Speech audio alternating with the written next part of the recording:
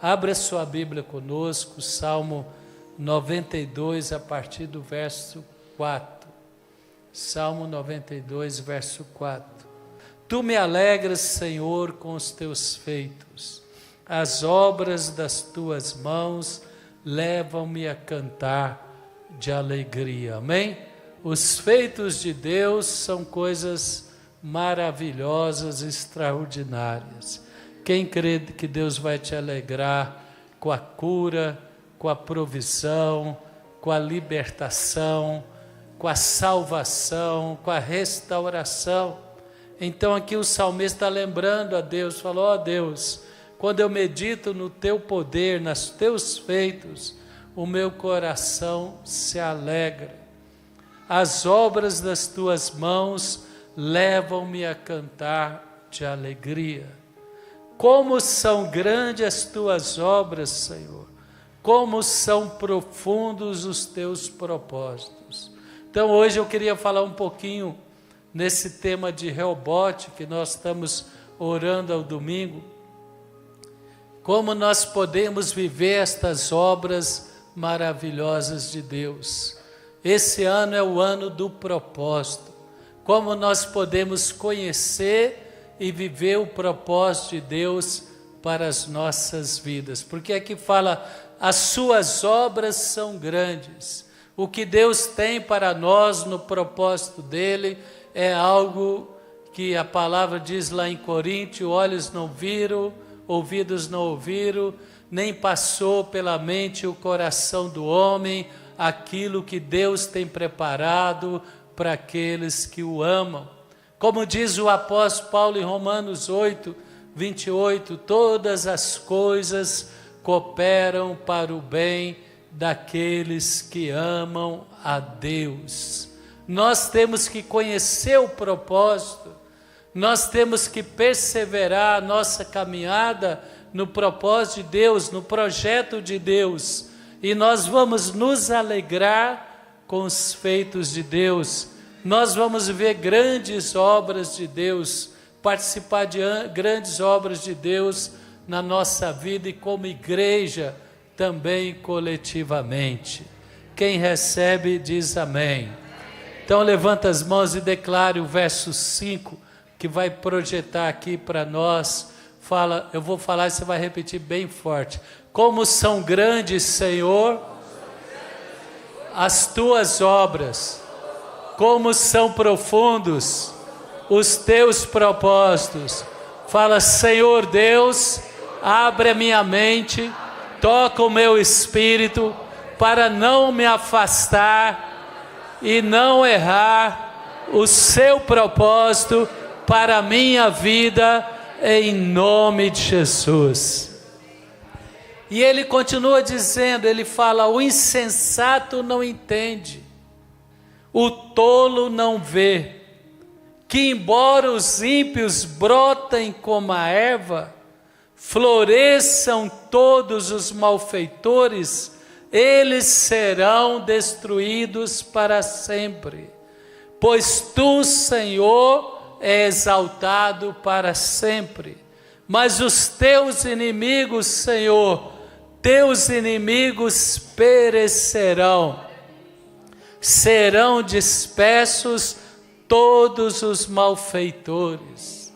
Então a primeira coisa é nós temos que entender que para viver o propósito de Deus é aquilo que diz no Salmo 1, versículo 1, a partir do verso 1, o Salmo 1 declara: como é feliz aquele que não segue o conselho dos ímpios, não imita a conduta dos pecadores, nem se assenta na roda dos zombadores ou escarnecedores, mas ao contrário, sua satisfação está na lei do Senhor, e na sua lei medita dia e noite.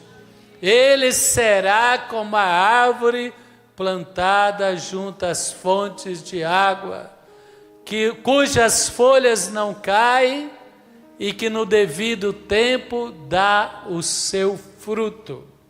Primeira coisa, o propósito de Deus é para aqueles a revelação e viver as grandes obras de Deus e experimentar os feitos maravilhosos de Deus.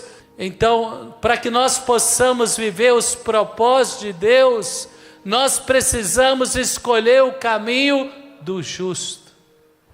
A palavra diz que o ímpio tem o caminho mau, mas o justo escolhe o caminho do Senhor. Bem-aventurado aquele que não anda no conselho dos ímpios, que não se detém no caminho dos pecadores, nem se assenta na roda dos escarnecedores. Mas o seu prazer está na lei do Senhor, e nela medita dia e noite. Meu irmão, há uma diferença entre a vida do ímpio e a vida do justo. Aquele que escolhe andar com o Senhor, não que ele possa se ensoberbecer e achar que é melhor do que o outro, não. Mas ele escolheu servir a Deus, foi lavado pelo sangue de Jesus, purificado, e está desfrutando do privilégio de ter comunhão com Deus, mediante o sangue de Jesus, no poder do Espírito, e faz parte da família de Deus, que é a igreja do Senhor. E nós, com alegria, somos parte da tribo Fonte da Vida. Amém? Quem se alegra por isso diz amém. Então, meu irmão, minha irmã, nós temos que entender que escolher o caminho da justiça é deixar as obras ímpias, é deixar o mundanismo, o pensamento, a cultura mundana e viver os valores da palavra de Deus.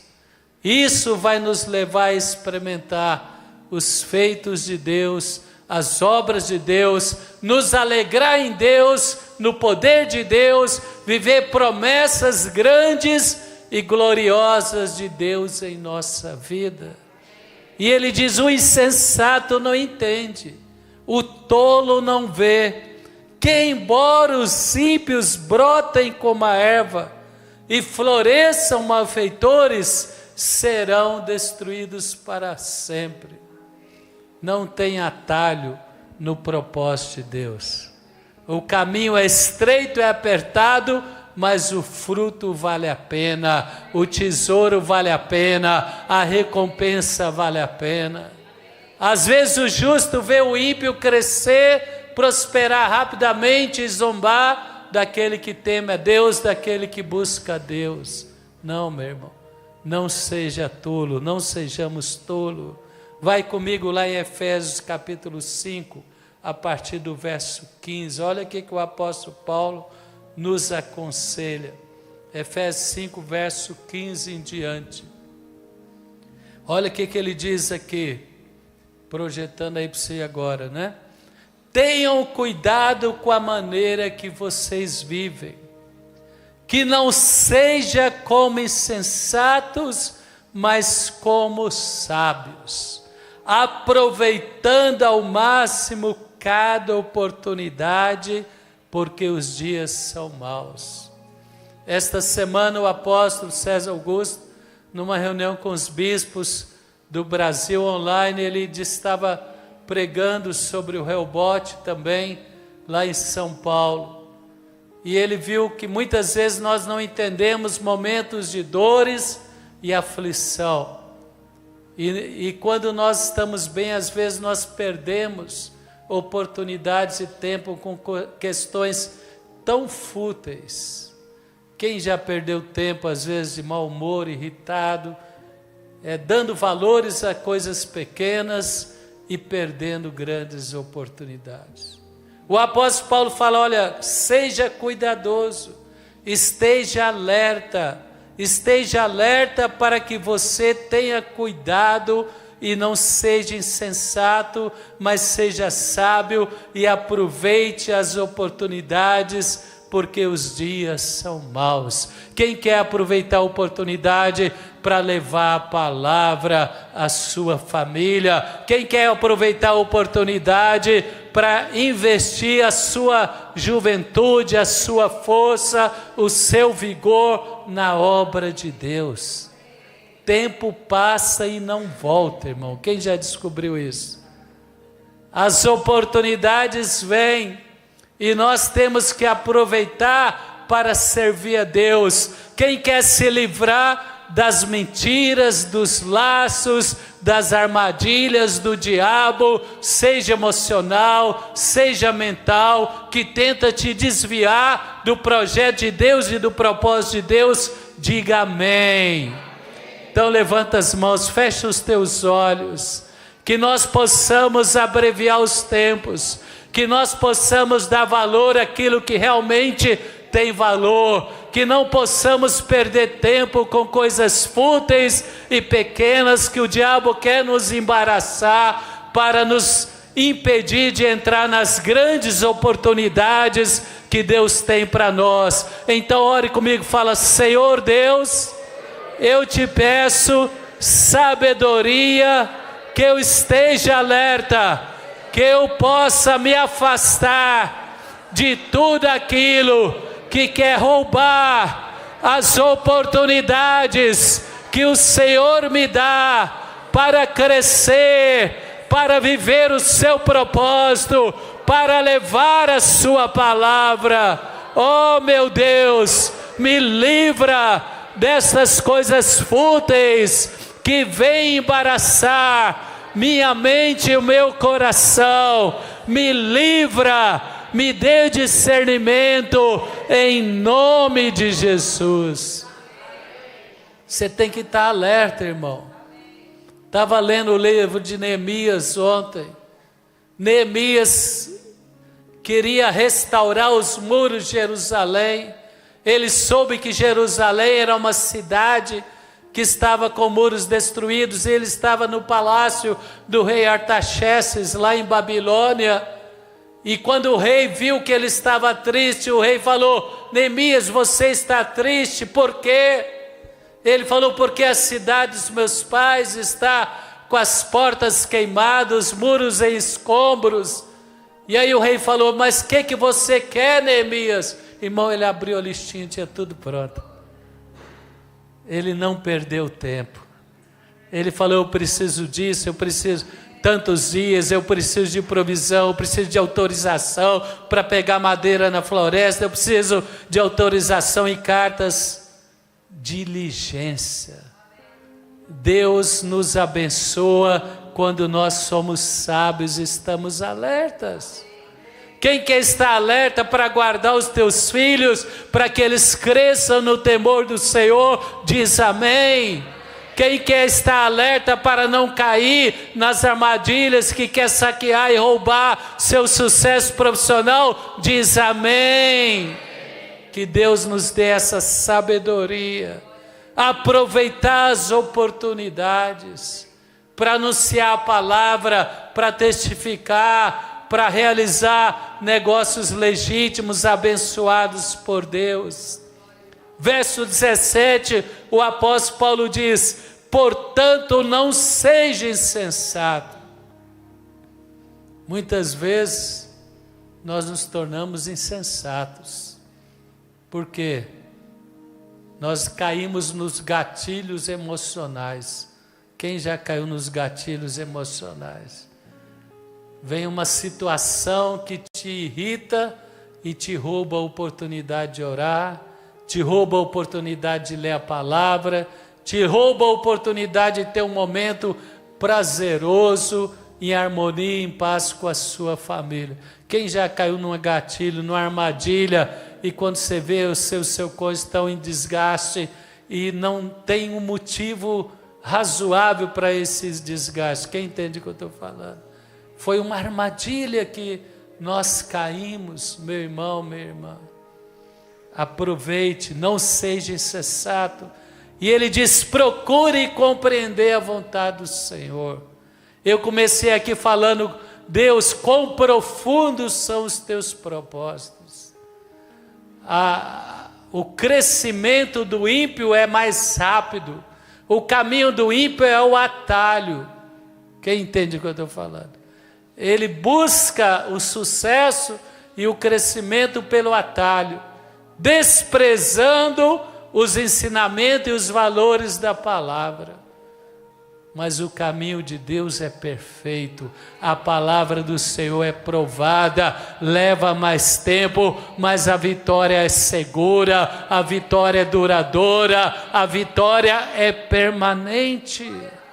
Nós temos que entender, porque muitas vezes nós estamos passando aflições e fala, mas eu estou esforçando para dar o meu melhor, para ser o melhor cristão, mais fervoroso, mais intenso, mais sincero.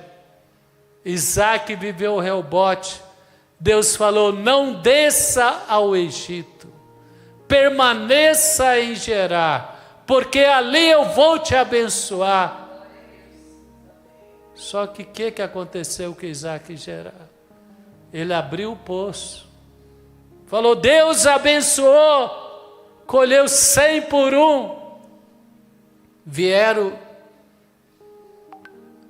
a terra os proprietários da terra e eles saquearam o poço de Isaac. Ele enfrentou, sabe o que? Contenda. Às vezes você está na vontade de Deus e você começa a ser perseguido, caluniado, criticado, pessoas contender com você injustamente. E a palavra diz, procure entender a vontade de Deus. Na vontade de Deus também tem contendas. Quem entende o que eu estou falando? Deus não falou que ia te livrar dos inimigos, mas vai te dar vitória sobre eles. E Abimeleque expulsou Isaac da terra dele, porque Isaac começou a prosperar. Ele não fez mal para Abimeleque, ele não perseguiu Abimeleque, ele não desrespeitou as leis da terra de Abimeleque. Lá em Gerar ele continuou habitando, só que ele foi expulso para a cidade e teve que peregrinar nos campos. E ele abriu outro poço, meu irmão, ele enfrentou inimizade. Às vezes você está na vontade de Deus e você passa momentos de enfrentar perseguição, contendas e inimizade, mas não saia da vontade de Deus, porque é onde Deus te colocou que você vai prosperar. Deus falou a Abraão, não desça ao Egito. Deus falou a Isaac, não desça ao Egito, porque aí eu vou te abençoar.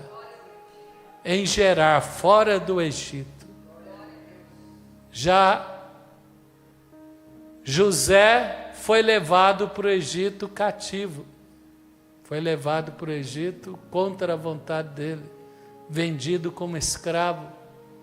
Prosperou no Egito, se tornou, vamos dizer assim, o primeiro-ministro do Egito, o homem mais poderoso do Egito, abaixo de Faraó. Aí Deus falou, Jacó, desça com a sua prole para o Egito, porque lá eu vou cuidar de você. A questão é estar na vontade de Deus. Eu falei, Deus, por que Abraão não desceu ao Egito? Por que Isaac não desceu ao Egito? E depois, por que José foi levado ao Egito contra a vontade dele? E depois a família de Jacó, todos os 70 desceram para habitar na terra de Gósen, no Egito, porque havia fome na terra, em todas as nações. Oh, meu irmão, sabe por que Deus queria gerar identidade? Abraão e Jacó, Abraão, Isaac e Jacó, ali nasceu a nação de Israel. Israel, aquele que luta com Deus, aquele que prevalece, aquele que deixou de ser Jacó e se tornou Israel. Ele desceu para o Egito, mas eles não pertenciam ao Egito. Ali eles prevaleceram, sobressaíram, e eles não perderam a identidade deles. Se Abraão ou Isaac tivesse descido ao Egito, talvez de Abraão não teria nascido Jesus. Porque depois da descendência de Abraão e dos patriarcas, os 12 filhos de Jacó, da tribo de Judá veio o Messias Jesus. E Messias Jesus gerou a igreja, e ele falou: eu edificarei a minha igreja, e as portas do inferno não prevalecerão contra ela. A igreja do Senhor, há séculos, ela permanece viva, atuante, restaurando, libertando e nos dando o melhor desta terra. Quem pode aplaudir ao Senhor bem forte? Profundos e grandes são os propósitos de Deus. Depois veio Davi, que estendeu a nação a várias regiões ali da Palestina. Depois veio Salomão, que construiu o templo. Só que o templo verdadeiro não é o templo de pedras, é o templo do Espírito Santo. Jesus falou: vão destruir esse templo, mas depois ele falou: este é o meu corpo que é dado por vós. A igreja é o templo do Espírito Santo. Presta atenção, não é o cristão, não é o cristão desigrejado. Fala comigo: cristão desigrejado está fora do propósito. Quem entende o que eu estou falando? Provérbios 18 diz que aquele que vive isolado busca o seu próprio interesse, é egoísta. O cristão tem que estar na igreja. O propósito de Deus será realizado através da multiforme sabedoria de Deus, pela igreja, através da igreja. Quem pode ser amém? Então ele continua dizendo: portanto não sejam insensatos. Por favor, é lá em Efésios 5, a partir do verso 17. Mas procurem compreender a vontade de Deus. Amém? Às vezes no momento nós não entendemos aflição, dor, perseguição, inimizade, contenda. Mas depois Isaac viveu o rebote. Abimeleque e o seu capitão do exército chegaram a Isaac falando: olha, queremos fazer aliança contigo, porque vimos que você é príncipe de Deus. Abraão foi conhecido como homem de Deus. José foi um homem que prevaleceu. Meu irmão, Deus em você te dá força para superar contenda, para superar inimizade, para vencer fortalezas, vencer gigantes e viver grandes coisas no propósito dele. Quem recebe diz amém. Então Deus quer te dar prudência, sabedoria, uma mente e um coração alerta para não perder as oportunidades que o Espírito colocar no teu caminho. Deus quer te dar discernimento para não se perder e não se afastar da vontade e do propósito dele. E finalmente aqui o verso 18 diz, ainda em Efésios 5, não se embriaguem com vinho, que leva à libertinagem, mas sejam cheios do Espírito Santo. Quem quer ser ativado no Espírito? Talvez você fale: bispo, eu estou cansado, estou abatido. Fala para o seu irmão: vamos ser ativados no Espírito. Nós precisamos do poder do Espírito. Quem precisa do poder do Espírito? Poder do Espírito vai renovar a nossa mente. Poder do Espírito vai renovar a nossa alegria. O poder do Espírito vai renovar a nossa força. E nós vamos superar todas as dificuldades que tentam nos tirar do propósito de Deus. Não se embriague com vinho, que leva à libertinagem. Mas deixe encher pelo Espírito, falando entre vocês com salmos, hinos e cânticos espirituais. Irmão, o que a igreja de Atos enfrentou? Coliseu, leões, perseguição. A igreja se tornou mais poderosa quando ela foi mais perseguida. O que vai abençoar a igreja e fortalecer a igreja é o poder do Espírito Santo. E a sociedade está esperando que a igreja possa manifestar a glória e o poder de Deus.